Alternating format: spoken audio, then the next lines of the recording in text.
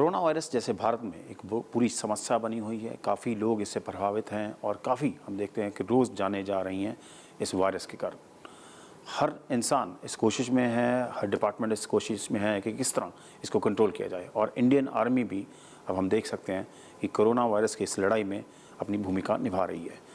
किस तरह आर्मी की एंट्री हुई है और क्या चैलेंजेस हैं और किस तरह इस पूरी जंग को लड़ रहे हैं, हम बात करेंगे कर्नल जसदीप संधू से, जो कि colonel in-charge civil military affairs भी हैं और जॉइंट ऑपरेशंस भी हैं। Good afternoon sir. Colonel Sandhu, Covid हमने देखा पहले एक फ़ेज़ आया था, अब दोबारा ये फेज़ आया है, लेकिन इस बार आर्मी कंट्रीब्यूट कर रही है। ये जो वॉर अगेंस्ट कोविड है, ये ट्रिगर कैसे हुआ, किस तरह आर्मी इसके अंदर आई? जैसे आपको पता है कि वेस्टर्न कमांड का जो इलाका है वो जम्मू से लेकर दिल्ली तक है, जो वेस्टर्न कमांड के एरिया ऑफ रिस्पॉन्सिबिलिटी के अंदर आता है।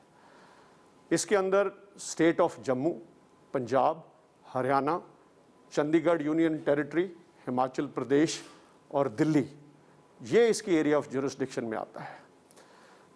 जब ये पेंडेमिक जो है, इसका रोज़ फॉर्मेशन से रिपोर्ट आती रही, हमारे खुद के जवान, हमारी खुद की फोर्स भी इससे प्रभावित है।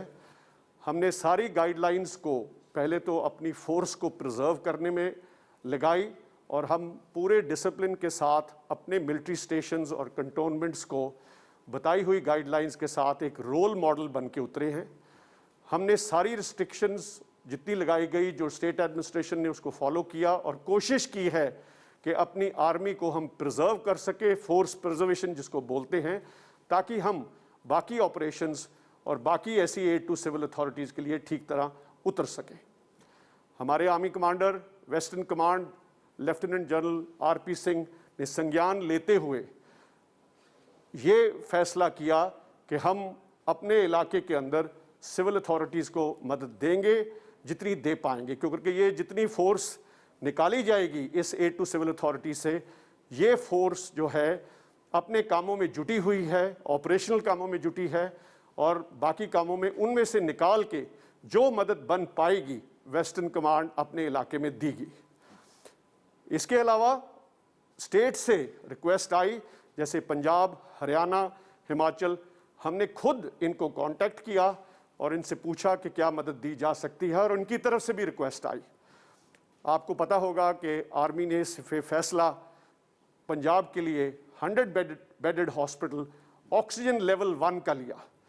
उसके अंदर पंजाब में हम 100 बेडेड हॉस्पिटल मोहाली में लगाने जा रहे हैं और ये complete staff, medical staff including paramedics, including doctors, जितनी फैसिलिटी है वो हम प्रोवाइड करेंगे और 100 बेडेड ऑक्सीजन 1 लेवल तक ये हॉस्पिटल बनाया जाएगा। इसके बाद अगर ये हॉस्पिटल की ज़रूरत कहीं और पड़ती है, पंजाब में यहाँ कम पड़ती है, तो हम इसको उधर आगे मूव करेंगे। इसके अलावा हमने पंजाब के अंदर पैरामेडिक सपोर्ट जितनी है, जो हमारे कॉम्बटेंट्स हैं वो मेडिकली ट्रेंड हैं, उनको कोविड की ट्रेनिंग दी गई। छोटे छोटे कार्डर्स ट्रेनिंग के चलाए गए जिसके अंदर उन्होंने मेडिकल कोर्सेज पहले किए होते हैं। जो हमारे कॉम्बटेंट मेडिकल सपोर्ट होती है, जवान होते हैं, उनको कोर्सेज कराया जाता है, वो हमने पंजाब स्टेट को ऑफर किए हैं। 30 हमने पटियाले दिए हैं, कुछ हम और देने जा रहे हैं जहाँ जहाँ उनकी ज़रूरत है। वो हॉस्पिटल एडमिनिस्ट्रेशन के साथ मिल के मदद करेंगे। इसके अलावा पंजाब के अंदर जो रिक्वेस्ट आई थी, ऑक्सीजन की कमी है। ऑक्सीजन की कमी जो है, उनके काफ़ी इंडस्ट्रियल प्लांट्स जो डिसयूज स्टेट के अंदर हैं, उनको हम एक टास्क फोर्स बना के, जिसके अंदर हमारे engineers, electrical mechanical engineers, task force jointly बनेगी पंजाब गवर्नमेंट के टेक्नोक्रेट्स के साथ। और हम कोशिश करेंगे, हालांकि हम एक्सपर्ट नहीं हैं इसके अंदर, पर हम कोशिश करेंगे कि इन प्लांट्स को हम रिस्टोर कर सकें और जो ऑक्सीजन की कमी है दूर करें। जैसे एक टास्क फोर्स हमारी भाखड़ा नंगल के अंदर गई हुई है और वहाँ काम कर रही है।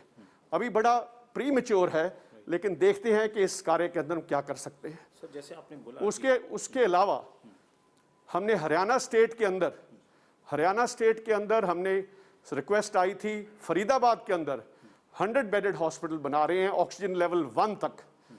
और ये फरीदाबाद एक काफ़ी एरिया है जहाँ काफ़ी लोग आ रहे हैं एनसीआर की वजह से, वो भी हमारा जो इंटरेक्शन हो गया है, लगभग 1 हफ्ता या 10 दिन के अंदर ये हॉस्पिटल काम करेगा। उसके अलावा चंडीगढ़ एडमिनिस्ट्रेशन यूटी के अंदर हम सेक्टर 25 के अंदर 100 बेडेड हॉस्पिटल बना रहे हैं, जिसकी रेकी हो चुकी है, हमारे डॉक्टर्स मिल चुके हैं। आने वाले समय में लगभग 1 हफ्ते के अंदर वो हॉस्पिटल तैयार होगा, जिसके अंदर हम सारे सिविलियंस को और एक्स सर्विसमैन को लाएंगे। इसके अलावा हम दिल्ली में काम कर रहे हैं। दिल्ली एरिया जो वेस्टर्न कमांड के नीचे है, वहाँ आपको पता है कि जो हॉस्पिटल है डीआरडीओ ने बनाया है, उसके अंदर खूब सारे डॉक्टर्स, पैरामेडिक्स, एम्बुलेंसेस सारे दिए जाएंगे। हिमाचल गवर्नमेंट और जम्मू के साथ भी हम लोग कांटेक्ट में हैं, और जब भी उनको ज़रूरत पड़ेगी, जैसे कि हमने एक कोविड हॉस्पिटल पालमपुर के अंदर बनाया है, जब भी सिविलियंस को ज़रूरत पड़ेगी हम वहाँ एडमिट करेंगे और वैसे टीमों को भेजेंगे। सर, जैसे कि आपने बताया कि पंजाब, हरियाणा, दिल्ली, यहाँ आप 100 बेडेड चंडीगढ़ में भी बना रहे हैं, तो विदिन 10 डेज़ या 15 डेज़ हम मान सकते हैं ऑपरेशनल हो जाएंगे ये? बिल्कुल ठीक, 10 या 15 दिन के अंदर ये सब हॉस्पिटल्स ऑपरेशनलाइज होंगे। और इसके अलावा पटियाला के अंदर जैसे हम दे रहे हैं, और बठिंडा के अंदर, बठिंडा और अबोहर के अंदर हमने रिक्वेस्ट जो है वो दूसरी कमांड है उस पर भेजी है। वहाँ भी शायद अगर वो कमांड रिसोर्स दे सकती है, हमने रिक्वेस्ट फॉरवर्ड कर दी है। उसी तरह सिरसा और हिसार के अंदर डिपेंड करेगा कि वो कितने रिसोर्सेज दूसरी कमांड दे पाएगी, लेकिन हमने रिक्वेस्ट फॉरवर्ड कर दी है। ये इलाका उनके नीचे आते हैं। सर, हमने देखा पटियाला में भी आपके ट्रुप्स थे, वो जो रजिंद्रा मेडिकल हॉस्पिटल है वहाँ पे भी हैं, कई और जगह पे भी हैं। एग्जैक्ट रोल क्या दिया गया है आर्मी को, how to deal with it, exact role क्या है वहाँ? ये जो रोल है, ये बेसिकली जो कमी है मैन पावर के अंदर, स्टाफ के अंदर कमी है सिविल एडमिनिस्ट्रेशन की, उसकी भरपाई करने के लिए है। ये स्टाफ जो किसी हद तक मेडिकली ट्रेंड है, तो उनको पेशेंट्स को अंदर लाना, उनको एडमिशन दिलवाना, उनकी जो बेसिक कार्रवाई है अंडर लोकल एडमिनिस्ट्रेशन, वो उसकी मदद करेंगे। सर, आर्मी हमेशा एक चैलेंजिंग अफेयर्स में रहती है, कहीं पे बॉर्डर की बात हो या किसी भी तरह की सिचुएशन कंट्री में बने, लेकिन डीलिंग विद कोविड और हेल्पिंग पीपल देयर, जो सिविल एडमिनिस्ट्रेशन है, ये कितना डिफिकल्ट और चैलेंजिंग था सर?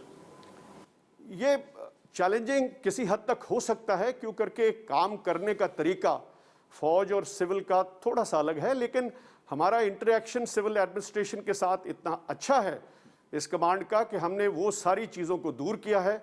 बहुत अच्छी कोऑपरेशन है सिविल एडमिनिस्ट्रेशन की, जो जो चीज़ें हमें चाहिए वो मुहैया करा रहे हैं, और हम बढ़ चढ़ के इसके अंदर काम करेंगे। हमारी कमांड के अंदर ऐसी कोई प्रॉब्लम नहीं आ रही किसी भी स्टेट से। सर, जैसे हमने देखा कि कोरोना वायरस है, जो पेंडेमिक का सर्ज आया है, बड़ा इम्पैक्टफुल है, ज़्यादा लोगों को हो रहा है, कम्युनिकेबल डिजीज़ है। सर, ट्रुप्स को मेंटली प्रिपेयर करना आसान था, मुश्किल था कि हाँ ये किसी और को ना हो जाए?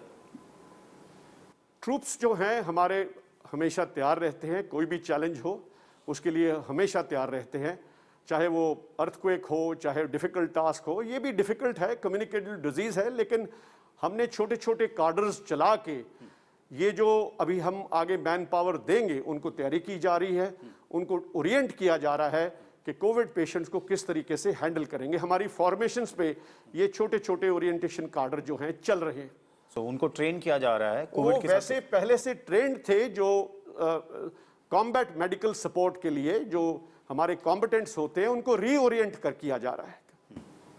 सो ओवरऑल सर सिचुएशन जो आपको, क्योंकि जो नंबर्स आते हैं वो तो बड़े थ्रेटनिंग हैं, जब आर्मी ने अपना असेसमेंट किया होगा जाके ग्राउंड जीरो पे, ओवरऑल सिचुएशन आपको कितनी डिफिकल्ट लगती है?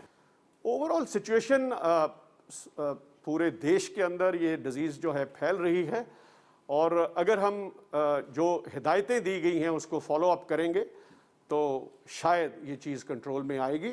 डिफ़िकल्ट तो है, चैलेंजिंग है, लेकिन हमें उसको सेल्फ डिसिप्लिन सारा को करना पड़ेगा, चाहे वो आर्मी है, चाहे वो सिविल है, चाहे कोई भी ऑर्गेनाइजेशन है। अगर हम उसकी वैक्सीनेशन पे जो जोर देते हैं और अपने आप को ट्रेन करते हैं और डिसिप्लिन में रहते हैं तो कोई बड़ी बात नहीं, ये चीज़ कंट्रोल में आ जाए। सर, ये जो कंस्ट्रक्शन है अब वॉर लेवल पे चल रहा है, जो हॉस्पिटल्स का आप बता रहे हैं, क्योंकि 10-15 दिन में अगर शुरू करना है तो डेफिनेटली इसकी हाई ये सिविल एडमिनिस्ट्रेशन और आर्मी मिल के, क्योंकि इंफ्रास्ट्रक्चर उन्होंने देना है, वो काफ़ी वॉर फुटिंग पेस पे काम कर रहे हैं। तो आपके लोग भी वहाँ रहेंगे? हमारे लोग भी वहाँ रहेंगे, कोऑर्डिनेट कर रहे हैं, उनके साथ बातचीत कर रहे हैं। उनके लाइजन ऑफिसर नियुक्त हैं सारी स्टेट्स के, उनसे बात होती है। उनके नोडल ऑफिसर्स हैं, उनके मेडिकल ऑफिसर्स हैं, जिनके साथ हमारी मीटिंग्स हमेशा होती रहती हैं, आज भी एक इनफैक्ट मीटिंग है, कल भी होके हटी है। मैं आपको टास्क फोर्स के बारे में बताना चाहता हूं कि ऑक्सीजन का जो मैंने बताया है, वो टास्क फोर्स हमारे इंजीनियर्स और हमारे इलेक्ट्रिकल मैकेनिकल इंजीनियरिंग ग्रुप के ऑफिसर्स और जवान्स ने बनाया है। पंजाब गवर्नमेंट से ये रिक्वेस्ट थी कि कुछ इंडस्ट्रियल हाउसेज हैं जहां इंडस्ट्रियल गैसेस हैं और उनको हम टैप करें और मदद करें उनके टेक्निकल टीम के साथ, ताकि वहाँ से जो ऑक्सीजन है इंडस्ट्रियल गैस को ऑक्सीजन में कन्वर्ट किया जाए। उस पर हम एक जगह नंगल के अंदर काम कर रहे हैं और उम्मीद है कि वो उस प्लांट को हम ला पाएंगे किसी शेप में जिससे वो ऑक्सीजन प्रोड्यूस कर सके। हालांकि हम इस फील्ड के एक्सपर्ट नहीं हैं, लेकिन फ़ौज जहाँ भी ज़रूरत होती है अपना योगदान देती है और कोशिश करती है कि किसी भी टास्क को पूरा किया जाए। ऑक्सीजन इज़ वन थिंग जो आपने टच की, बड़ा इंपॉर्टेंट इशू है क्योंकि पीपल आर लूजिंग लाइफ्स, लोग मर रहे हैं ऑक्सीजन की स्कार्सिटी की। आपको लगता है अगर आर्मी इसमें जैसे नंगल में आपने बताया काम कर रहे हैं, हरियाणा में आगे जाके काम करेंगे, तो ये जो ऑक्सीजन का डर्थ है वो पूरा हो जाएगा? ऑक्सीजन का डर्थ तो ये तो अभी शुरुआत है, तो ये कहना बड़ा मुश्किल होगा कि किसी संस्था के लिए काम करने में इमीडिएटली पूरा हो जाएगा। ये तो जो पहले से सप्लाई चल रही थी उसी को कायम रखें, लेकिन ये ऑगमेंट करेगी, ये डेफिनेटली हेल्प करेगी कुछ परसेंटेज में, जैसे जैसे हम आगे इन प्लांट्स पे काम करें। कितने लोग सर आपने डिप्यूट किए हैं पंजाब में अगर मैं बात करूं? और पंजाब में हमारी टास्क फोर्स लगभग 20-25 आदमियों की है जो टेक्नोक्रेट्स जो पंजाब गवर्नमेंट के हैं उनके साथ काम कर रहे हैं। भाखड़ा ब्यास मैनेजमेंट के भी इंजीनियर्स हैं उसके अंदर। तो ये पहला टास्क है अभी जब ये कंप्लीट होता है और आगे फिर और जो प्लांट्स हमें मिलते हैं फिर हम देखेंगे कितनी कामयाबी मिलती है, लेकिन उम्मीद है कि हम इसमें कामयाब होंगे। सर पटियाला हॉस्पिटल में हम देखा था विजुअल्स की, नॉर्मली क्योंकि डेथ्स बहुत हो रही हैं, डेड बॉडीज़ को हैंडल करना, रैप करना, ये एक टास्क है आर्मी का? नहीं, ये टास्क नहीं हमें मिला है। हम तो पैसे ऑक्यूमेंट करने का, तो ये टास्क नहीं है हमारे पास। और जो कार्डर्स आप डेवलप कर रहे हैं, ट्रेन कर रहे हैं कोविड के डेवलप, वो कितने कितने के लोगों की कार्डर्स हैं और वो किन से ट्रेनिंग ले रहे हैं? वो ट्रेनिंग हमारी जो मेडिकल कोर है, मेडिकल कोर उसको ट्रेन करती है, जैसे पहले उनको ट्रेन करती है। तो कोविड से प्रति जो ट्रेनिंग चाहिए, how to handle a Covid patient, वो अभी शुरू किया है। अभी शुरुआत है उनकी डिफरेंट फॉर्मेशंस में। अगले 10-15 दिन में, 20 दिन में वो होंगे कॉम्पिटेंट, लेकिन वो बेसिकली ऑगमेंट करेंगे मेडिकल फोर्स को। ऑल्दो सर आपका फील्ड नहीं है, आप बार बार ये बात कह रहे हैं, लेकिन आर्मी का एक एक्सपीरियंस होता है हैंडलिंग सिचुएशंस। आपको कितना लंबा लगता है ये लड़ाई जो है कोविड की? ये लड़ाई कुछ कहा नहीं जा सकता, वर्ल्ड ओवर लड़ाई चल रही है। किसी की भी असेसमेंट जो है वो ठीक नहीं होगी, लेकिन हम उम्मीद करते हैं कि ये लड़ाई अगर डिसिप्लिन के साथ हम रहें और जो बताई हुई इंस्ट्रक्शंस हैं मेडिकल साइड की और जनरल साइड ICMR गाइडलाइंस, तो हम इस पर काबू पा सकते हैं। ठीक, thank you so much sir. So ये थे कर्नल जसदीप संधू, जो कि इस पूरे सिचुएशन जो कोविड का बना हुआ है, किस तरह आर्मी इसमें हेल्प कर रही है, कहाँ कहाँ हॉस्पिटल बना रही है और किस तरह आर्मी को ट्रेन किया जा रहा है इस पूरी सिचुएशन से कोविड के साथ लड़ने के लिए, ताकि वो सिविल एडमिनिस्ट्रेशन के साथ काम भी कर सकें और कोविड से खुद को बचा भी सकें। कैमरा पर्सन संदीप के साथ असीम बस्सी, ABP न्यूज़, चंडीगढ़।